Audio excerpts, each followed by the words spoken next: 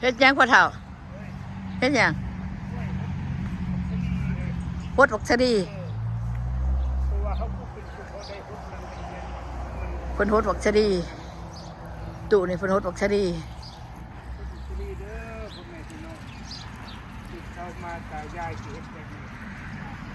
บักชะลอยติชะลอย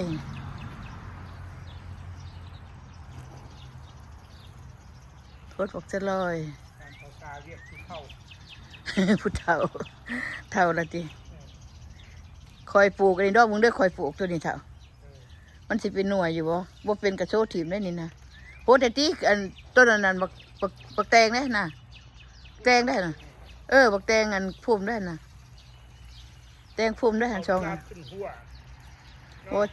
สิให้มันอันเกิดบักแตงนี่ตัวนี้กับบักแตงข้างนั่นนี่บักแตงข้างนั่นน่ะแตงข้างช่องอันนี่ปลูกแค่วันเก่ามาตัวนี้ก็แม่นเด้อโหดนี่เด้อหั่นน่ะบักแตงนะหั่นน่ะบักแตงพุ่มสิปล่อยมันด้อยอันเขาป่าบักชะลอยอ้าวประเด็นนี้โหดกับบ่ได้เปียกนี่นะบักแตงนั่นน่ะแตงพุ่มยังวะมันใบน้อยๆบักแตงพุ่มได้น่ะใบน้อยๆมันออกมาน่ะโอเคไปโหดจะได้จะบ่โหดเบิดระวังเด้อโหดให้มันดอนเด้อพักไผ่เนี่ยพ่อแม่พี่น้องทนซิโนอันนี้ฮันบ่มีตายวิซิโนมันขึ้นตัวพักไผ่เขาเอามาแต่ซื้ออยู่ในตลาดมันตายเด้อพ่อแม่พี่น้องบ่ทนซิโนมันบ่แซ่บอันนี้แกงแซ่บอันนี้ของป่าขน้อยเอามานี่แกงแซ่บเท่าอันนี้นะคันของแกงบ่แซ่บนั้นที่จะซื้อมาแกงบ่แซ่บนั้นใบนาไปกดอีหยังเนี่ยโอ้บางไม้นี่ก็จับโบราณเนาะเฮ้ยเนาะเขายังบ่เห็นเลยเขายังบ่เห็นในหมากมันนี่ใครพ่อแม่พี่น้องสมบูรณ์แม่มักพัมก็มีหน่วยเดียวช่องหน่วยมีดำหน่วยช่องหน่วยชมดอกหรอป้าจะเห็นบ่พี่น้องไปเบิ่งคลิปตัวเก่าเด้อพี่น้องเด้อโอ้ยมันหนาวมาวางหนึ่งพ่อแม่พี่น้องเลยมันดอกว่าน่ะตัวเป็นดอกก็ไปเบิ่งตัวอันคลิปย้อนดังพี่น้องดอกมันงามถ่ายไว้อยู่นึกว่าสิหน่วยนี่เป็นแซงหรือว่ามีเลยอันนี้นะมีดำหน่วยช่องหน่วยนะก็ได้บีเด้อนี่ปีนี้นะเห็นมันอันเป็นหน่วยช่องหน่วยมันเยือนบ่ได้เฮ้ยฮะว่าไอ้ช้างงามันออกน้ำอีกบ่งามันตึบนี่บ่จับเนี่ยใบง่าลายมันจะตัดออกเลยมันเป็นน้ำง่ามันก็เป็นไม่เท่าของผู้เล่นเด่นเนาะตายวะเป็นยังโคตรนี่ตื่นมายังมาเช้าก็มาโคตรชวนพี่น้องโอ้ยปีนี้เป็นลายขนาดพ่อแม่พี่น้องเบิ่งลมมาว่างหนึ่งง่าฮักก็มีฮักกันนะงามันอ้ว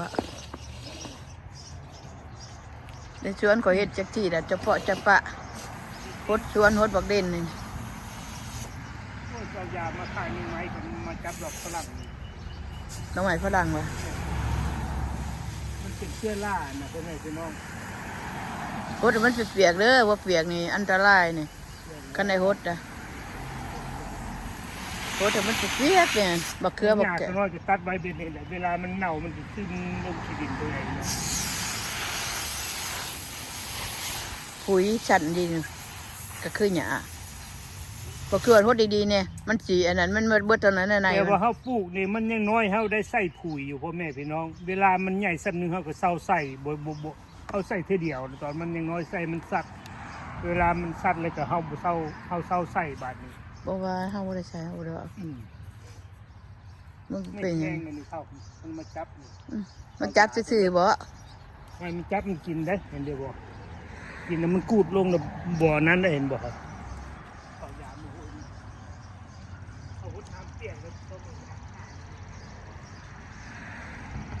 ยานขานเมียงใหม่มันกัดยานี่บ่เป็นยังก็จะว่า7 วัน 8 วันกินได้อัน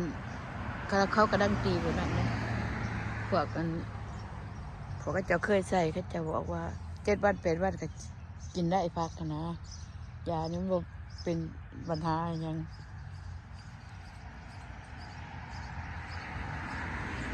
ยาขาแมงบกพักคอยกันงามแล้วได้นี่เขาเอามาปลูกเท่านี้แล้วกินบเบิดแต่ละอันกันนะในปลูกพักหอมปอมในคุมในปลูกพักหอมปอมเพราะว่าไปปลูกในป่าหญ้าเนี่ยบัดจะกินแต่หาบ่เห็นก็ได้ปลูกใส่ไปนี่แล้วไอ้วัดหนามบักพักในพักหอมปอมก็ปลูกแค่นี้ว่าจะไม่ออกเป็นจุกหัวผักบัว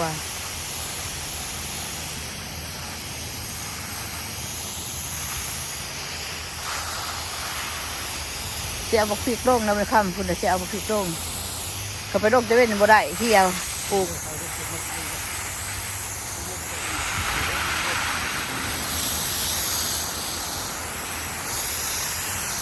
นี่ยาที่ขา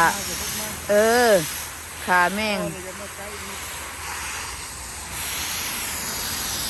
ยาขาแม่ง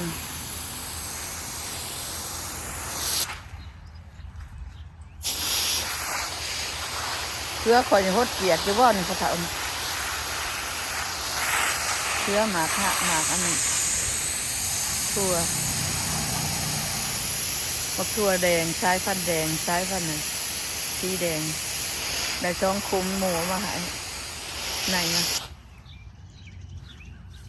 หมูกันนี่ละเจ้าแวงข่อยแวงเจ้าพี่น้องนี่ถั่วแดงถ้าเบิ่งมันขึ้นนี่จะได้ซ้ำไรนี่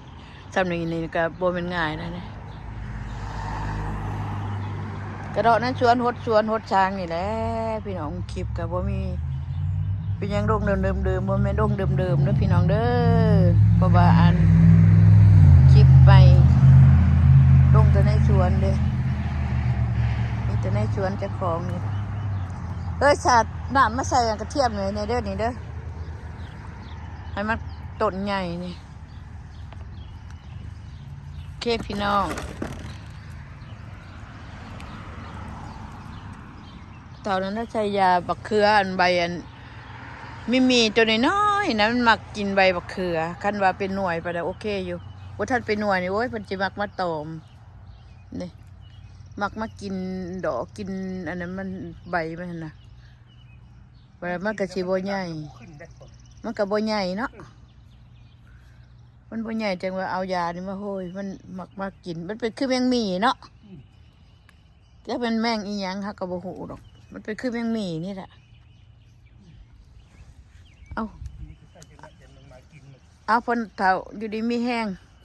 โอเคเด้อพ่อแม่พี่น้องอยู่ดีมีแห้งก็สุขุสุขคนนั่นแหละบุญปีใหม่ก็วิทย์มาแล้วมีแต่คนสุขคนกิเลนนำกันนะบ๊ายบายบายพี่น้อง